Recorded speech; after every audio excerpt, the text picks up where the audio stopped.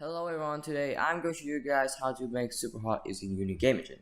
In this episode, I'm going to demonstrate how to create weapons, so make sure to watch it till the end of this video.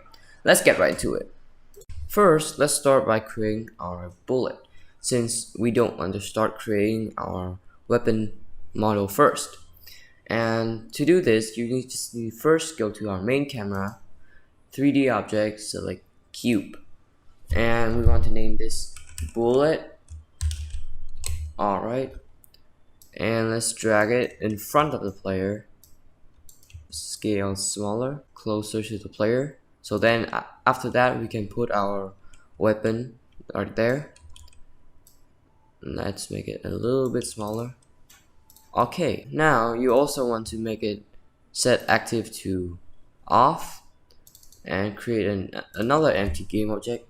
Name our pistol or weapon or any name you want to put it, and then you want to put our bullet inside our pistol so that we can control it from the outside, and the script can always be active even though it's set active to off.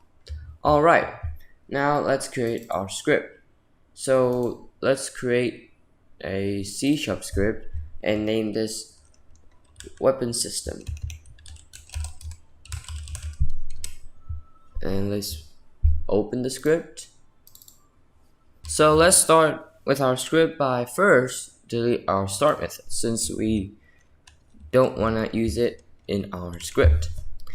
And first we want to get our bullet so that we can change its value and apply function into it, like moving forward or moving backwards, something like that. So first we need to public game object bullet. Alright, we also want to get our player, so public game object player or player body if you want. The third thing we want to get is our bullet speed, so public float bullet speed, and also our firing speed. And the final thing we want to have is our max bullet.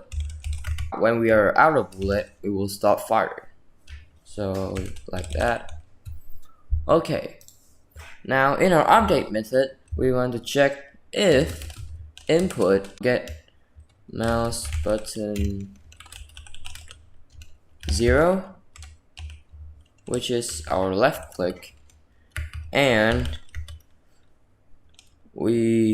max bullet is greater than 0, then we want to create a bullet clone. So game object bullet clone equal to instantiate our bullet at transform.position and quaternion.identity. We also want to set this clone to true, set activity to true. Then we want to get our rigid body component of the bullet. Body RB will equal to bullet clone dot get component rigid body with a bracket behind it. And now we want to RB dot add force, and let's set this to player dot transform dot forward so that it will move in our player looking direction, and we want to multiply with our bullet speed. Alright, and the final thing we want to do is to minus from our max bullet by 1. And now if we run the program, we just need to add a rigid body to our bullet, add the weapon system to our pistol, and now let's add the value. So bullet is right here. Our player, we can choose the player body or player, it depends on you. I'm just gonna choose the player here. Our bullet speed should be like 1000 or 5000 if you like. and firing speed should be anything you like since we haven't used it yet, and our max hit should be 5. And now if you run the program, you'll see that our bullet is moving very fast and we cannot even see it.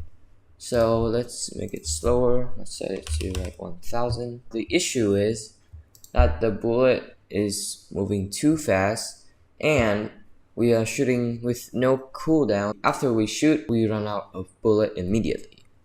And to fix this, let's go back to our script, add a bool variable named cooldown, and we will set it to false like that.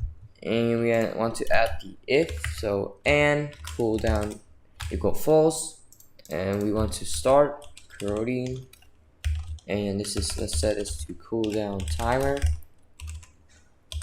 And let's start by creating our cooldown timer function.